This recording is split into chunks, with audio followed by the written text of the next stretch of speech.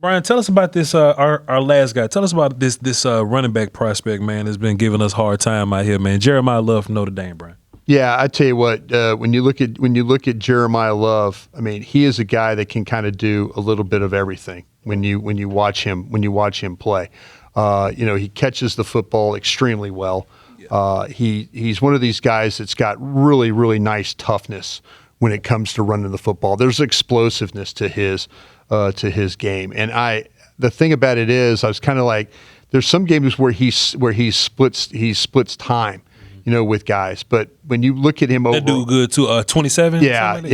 They've got some legitimate weapons when it comes to their running back situation, but I kind of feel like with Love, the thing I really liked him about was the contact balance. Mm-hmm. Like the way, when you watch him play, he gets hit and he's kind of bouncing off guys. He keeps his feet moving.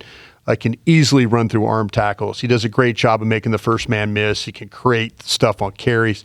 He's got escape plans. You could watch him run, and he has an idea of how to escape tacklers. He could spin. He could hurdle. He could juke along the way. He's really dazzling in the open field when you watch him play. You just get a feel like he's going to get tackled, and the next thing you know, he's out of that situation and continuing his run. He runs with power. He's always going forward. He does a great job of finishing runs. I think he does it with authority. That was impressive. The power in the lower half of his body, the creases between the tackles, the patience, setting up his blocks. The scheme uses pullers on a lot of his plays. And so you see that patience where all of a sudden there's a guard pulling, there's a tackle pulling, or tight end pulling, and he kind of gets in behind and then is able to kind of to get up the field. But I was really impressed with that way. So he lets these blockers get on their paths, and then he's falling right behind them. He catches the ball well. I mentioned that coming out of the flat. You can use him in all areas of the passing games. The 3-down versatility is an absolute must with this guy because he's got a dynamic offensive skill set.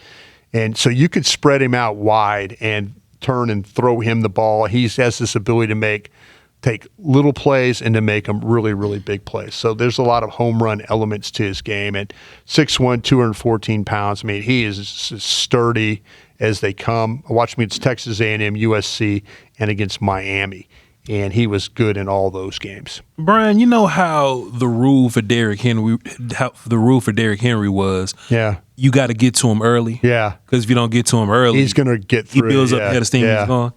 I think Jeremiyah Love is similar to that in a way of he knows how to manipulate angles really well, to where if you're a dude trying to tackle him in open space, you're coming at an angle, he knows how to make a small move to make you run past him. Right. Or some other guy, right? Like you got to catch him behind the line of scrimmage while he's kind of thinking and being patient and finding his gaps or whatever. Right. You got to get him in. If you don't and let him get into open space, he's going to avoid everybody and get gone. You had a fantastic write-up on him, Bryan. If I could add anything else, I want to talk about his pass blocking, right? Yeah. I think he's a very willing pass blocker. Yeah. He always knows who to block and how to get there, but he's kind of small though. Right. You know what I'm saying? So what he'll do is he'll throw his body into people and get exploded. Yeah, you know what I'm saying? Yeah. But he's willing to put his head in and go. Yeah. So I'm sure some coach is, they're gonna work on that, where to block people, leverages and dealing with guys like that. But at least he's willing and he knows who to block. It's not too mentally tasking for him to get out there and do it. But Bryan, catch the ball, guy, all this kind of stuff, complete back. But where do you put him? Yeah. Where do you put him? We talk about Jeremiyah Love. We've talked about him before. I don't quite put him in that Bijan category. Yeah.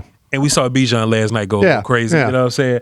But I think he's real. I think he's a little better than you remember Breece Hall coming out of college. Yeah, sure. I think he's kind of in that kind of range more so.